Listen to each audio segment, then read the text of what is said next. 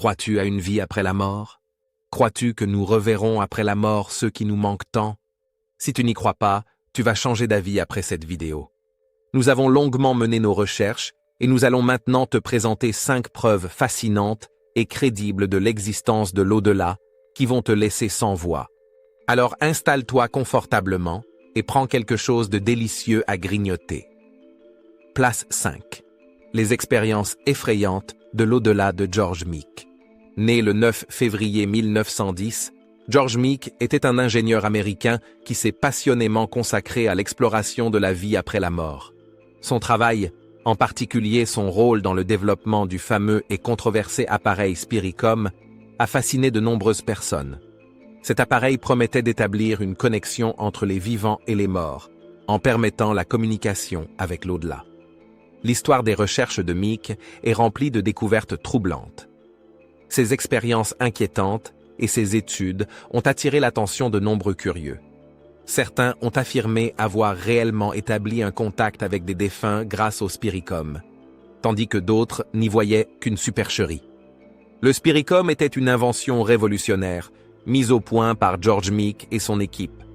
Il reposait sur l'idée que les défunts pouvaient transmettre leur voix à travers une sorte de médium technologique afin de communiquer avec les vivants. L'appareil lui-même était constitué d'un mélange de circuits électroniques et d'une fréquence radio, ce qui permettait aux utilisateurs de poser des questions et de recevoir des réponses sous forme de voix venues de l'au-delà. Plutôt effrayant.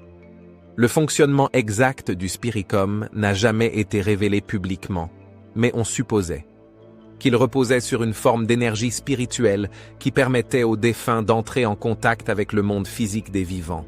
Un cas célèbre dans lequel un contact avec des défunts aurait été établi grâce au Spiricom fut la communication avec un esprit appelé Dr. George Jeffries Mueller. Dans ce cas, Meek et son équipe affirmaient avoir réellement reçu des réponses à leurs questions de la part de ce médecin décédé. La voix de cet esprit fut enregistrée et demeure l'une des preuves les plus crédibles de l'existence de l'au-delà. Cet épisode fit grand bruit à l'époque et contribua à attiser encore davantage la controverse autour du Spiricom. Le livre très intéressant de George Meek, After We Die, What Then?, offre un aperçu profond de ses recherches et de ses convictions sur la vie après la mort. Ces expériences sont-elles la preuve de l'existence de l'au-delà? Est-il donc réellement possible d'entrer en contact avec les défunts? Absolument fascinant, mais aussi pour le moins inquiétant. Si la vidéo te plaît, alors abonne-toi et laisse-nous un pouce en l'air. Merci beaucoup. Place 4. Les voix étranges venues de l'au-delà. Konstantin Rodiv était un remarquable parapsychologue letton, dont les recherches fascinantes ont marqué profondément le monde entier. Son travail visait à enregistrer sur bande les voix des défunts et à prouver ainsi, scientifiquement, l'existence de l'au-delà. Rodiv et son équipe se concentraient sur l'enregistrement de phénomènes appelés EVP, en utilisant différentes méthodes et appareils pour capter ces voix venues de l'autre côté. EVP signifie Electronic Voice Phenomenon, c'est-à-dire phénomène de voix électronique. Il s'agit de l'idée que les voix des défunts ou d'autres entités spirituelles peuvent être enregistrées par des dispositifs électroniques. Ces voix troublantes venues de l'au-delà, retrouvées sur les bandes magnétiques, apparaissaient comme des sons inexplicables, souvent faibles, qui ne provenaient pas des personnes présentes. Elles se manifestaient sous forme de courtes phrases ou de mots isolés. Lorsque l'on posait des questions, on recevait parfois des réponses cohérentes. Ces voix furent soigneusement analysées et documentées. Rodiv et ses collègues déclaraient que beaucoup de ces enregistrements possédaient une qualité inhabituelle et qu'on pouvait entendre très clairement ce que les défunts disaient. Rodiv expliqua « Je trouvais cela absolument fascinant, mais ces voix me donnaient aussi une grande peur. Nous pouvions mener de véritables conversations avec ces défunts en posant des questions et en recevant des réponses étonnantes. Pour moi, c'est la preuve que l'au-delà existe bel et bien et qu'il est possible de communiquer avec les morts. » Les résultats de ces recherches furent rassemblés dans son livre révolutionnaire Breakthrough, An Amazing Experiment in Electronic Communication with the Dead. Bien que Konstantin Raudive soit décédé en 1974, son héritage précieux demeure. Son travail et son livre restent au cœur de nombreuses discussions et ont inspiré quantité d'ouvrages et de documentaires qui perpétuent son héritage et entretiennent la fascination pour le surnaturel. Est-ce donc une autre preuve scientifique de l'existence de l'au-delà? Place 3. L'expérience de Skoll. L'expérience de Skoll, qui eut lieu dans les années 90 en Grande-Bretagne, fut une série de séances menées par un groupe composé de divers médiums et chercheurs. Les expériences mystérieuses vécues par les participants lors de ces séances furent décrites comme bouleversantes, fascinantes, mais aussi extrêmement effrayantes. Les participants affirmaient en effet avoir vécu une multitude de phénomènes paranormaux. Il y eut par exemple des matérialisations, où des formes fantomatiques devenaient visibles. Ces apparitions se produisaient souvent soudainement et de manière inattendue et furent interprétées par les participants comme des preuves tangibles de la présence de fantômes ou d'autres entités non physiques. Les participants racontèrent qu'une sorte de brouillard se formait avant que les apparitions fantomatiques ne deviennent visibles. L'audition des voix de défunts fut également confirmée par de nombreux participants à ces séances. Les voix étaient perçues comme des réponses aux questions posées. Parfois, elles étaient entendues directement par les personnes présentes, tandis que d'autres ne les découvraient qu'au moment de l'analyse ultérieure des enregistrements. Certains croyaient fermement que ces voix effrayantes constituaient des preuves de l'existence du monde des esprits. Mais le plus terrifiant de tout ce qui arriva pendant ces séances, c'est que des objets se mirent à flotter dans la pièce juste devant les yeux des participants. Ce phénomène de lévitation fut vu par tout le monde et provoqua chez certains une véritable panique. On considéra cela comme une preuve de la présence d'une force non physique durant ces séances. Il y eut même une communication écrite directe avec des esprits. Dans le cadre de ce phénomène, des entités fantomatiques écrivaient des messages sur du papier, sans qu'aucune main visible ne les guide. Les messages étaient tracés dans une écriture inhabituelle et contenaient des propos étranges. Dans certains de ces messages, les esprits demandaient aux participants d'arrêter immédiatement la séance et de rompre le contact avec le monde spirituel.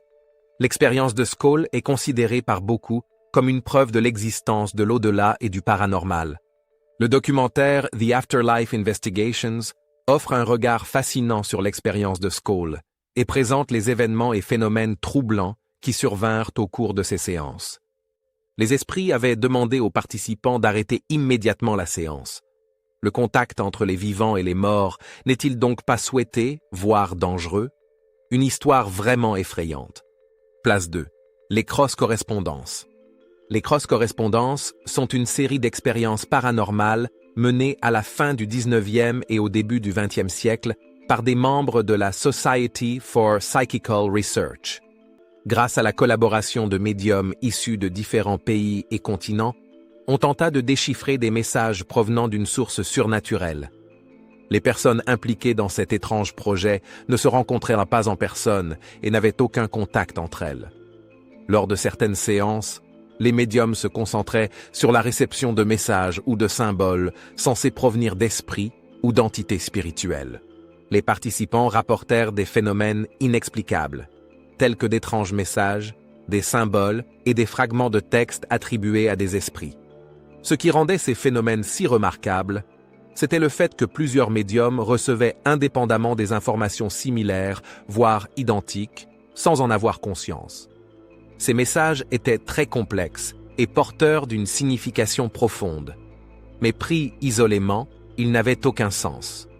Ce n'est qu'en regroupant et en comparant l'ensemble des messages et symboles que l'on pouvait percevoir les connexions et les significations cachées. Le tout ressemblait à un puzzle dont il fallait assembler les pièces pour voir l'image complète. Mais malgré les efforts des chercheurs pour analyser les informations recueillies et en tirer une logique, aucune explication ne put être donnée sur l'origine ou le sens de ces mystérieux messages. Certains chercheurs et participants aux expériences crurent que ces messages et symboles mystérieux indiquaient l'existence d'une forme d'intelligence spirituelle, ou bien l'existence d'un monde surnaturel situé au-delà de notre perception. On suppose que ces messages venaient d'esprits de défunts ou d'autres entités non physiques cherchant à communiquer avec le monde matériel. L'au-delà existe-t-il donc réellement? Est-il possible d'entrer en contact avec les défunts? Place 1, le cas d'Edgar Cayce. Edgar Cayce, connu sous le nom de prophète endormi, fut une figure fascinante du XXe siècle qui attira l'attention mondiale grâce à ses dons de médium. Cayce affirmait être capable, en état de transe, de recevoir des informations sur la réincarnation, le royaume englouti de l'Atlantide et d'autres sujets spirituels. Né le 18 mars 1877 à Hopkinsville, dans le Kentucky, Cayce commença sa vie comme simple comptable. Mais bientôt, ses états de transe commencèrent à se manifester, au cours desquels il se plongeait dans un état lui permettant d'accéder à des informations issues de la conscience cosmique.